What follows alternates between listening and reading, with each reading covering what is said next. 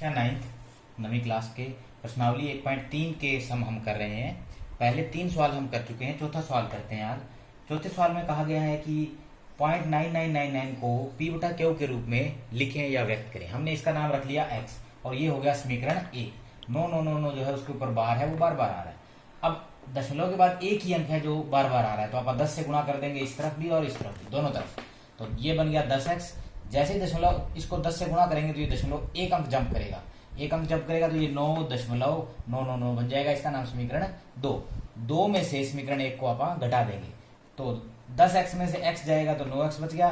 दशमलव के बाद वाले देखो दोनों में एक जैसे हैं, तो 9.999 में से जब 0.999 घटाएंगे तो ये दशमलव वाला हिस्सा कट जाएगा, 9 में से 0 गया, 9 बच जाएगा। 9 गुणा वाला इधर जाके बटा में 9 से 9 कट के 1 आ जाएगा। अब उसने ये कहा है कि ये 1 क्यों आया, तो देखें 0.999 जो है वो लगभग 1 के ही तकरीबन आंसर होता है। तो ये हमारा परिमेय संख्या के रूप में इसको व्यक्त कर दिया।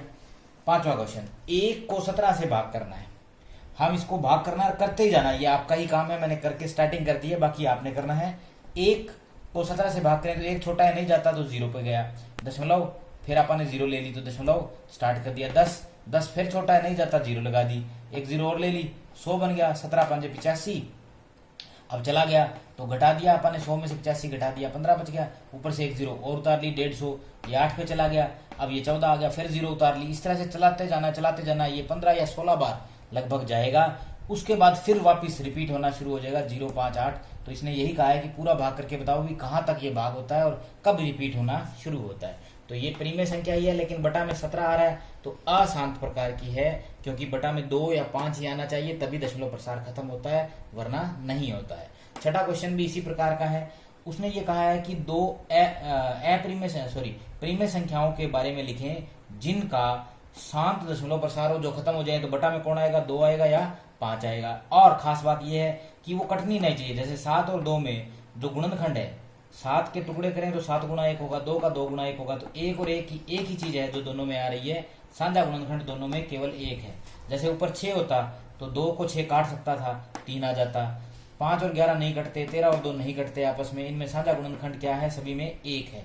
तो ये कुछ उदाहरण है हमारे परिमेय संख्याओं के, जहां पी और क्यू जो है उनमें साझा गुणनखंड 1 है और क्यू जो है वह 2 या 5 के रूप में आ रहा है, तभी ये शांत दशमलव प्रसार होगा, इसका दशमलव प्रसार खत्म हो जाएगा। नंबर 7 देखें प्रश्नावली 1.3 का। हमें 3 संख्याओं के उदाहरण देने हैं जिनके दशमलव प्रसार की दशमलव के बाद में जो अंक आते हैं अनवसानी मतलब वसन ना हो, खत्म ना हो, टर्मिनेट ना हो। आवृत्ति बार बार भी ना आए, ना तो बार बार आए दशमलव के बाद वाली संख्याएं, ना ही उनका वसन हो, खत्म हो। मतलब हमें लिखनी है अपरिमेय संख्याएं। तो 2 दशमलव लगा दो, 0.32 35 31 दशमलव से पहले जो मर्जी लिख दें। उसके बाद देखें मैंने क्या किया, 4 5 1 लिख दिया, 0 2 3 8 1 6 7, अपनी मर्जी से जो मर्जी मन में आया वो अंक लिखता गया। लेकिन इन अंकों में बार बार रिपीट नहीं है। जैसे 45 के बाद कोई और नहीं आ रहा है, हो सकता है आप यहाँ लिख दें, जैसे यही मैं 45 लिख दूं, 1 भी आ गया मान लो, लेकिन 0 ना आए, फिर 2 आ गया, फिर 9 आ गया, 8 आ गया, इस तरह से आप लिख दें तो ये आपकी अपरिमेय संख्या बन गई कोई भी।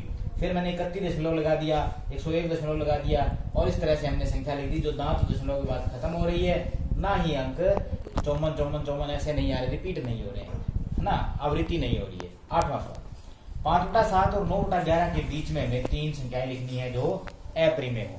पहले तो इनका पता करते हैं कि ये है कितना। 5/7 को आप भाग करें 5 को 7 से तो 0.5 छोटा है, नहीं जाता तो 0 दशमलव, एक 0 ले लिया, 50 7 7 49, 1 बच गया, फिर 0 ले लिया, 10 1 पे गया, लगभग 0.71। इसी प्रकार 9/11, 9 को 11 से भाग करें तो 0.81। इन दोनों के बीच में हमें संख्याएं लिखनी है, कम से कम 3 अपरिमेय संख्याएं। बहुत है, अनगिनत है, बहुत लिख सकते हैं। तो 0.71 के बाद क्या आएगा, 0.72।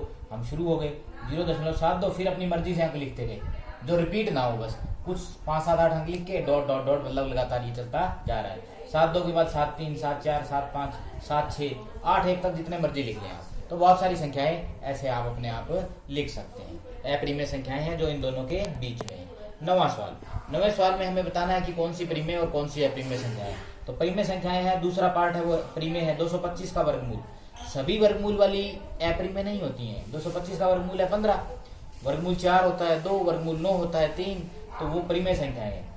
तीसरा पार्ट भी परिमेय है 0.3796 खत्म हो गया, आगे कोई अंक नहीं आ रहा। ये 7 प्रकार का दशमलव प्रसार है, परिमेय संख्या है। 7.478 478 ये देखो रिपीट हो रहा है, खत्म तो नहीं हो रहा लेकिन रिपीट हो रहा है, तो ये भी एक परिमेय संख्या है। अप्रिमेय 23 का वर्गमूल, तो ये अप्रिमेय है, ये पूर्ण वर्ग नहीं है कोई भी।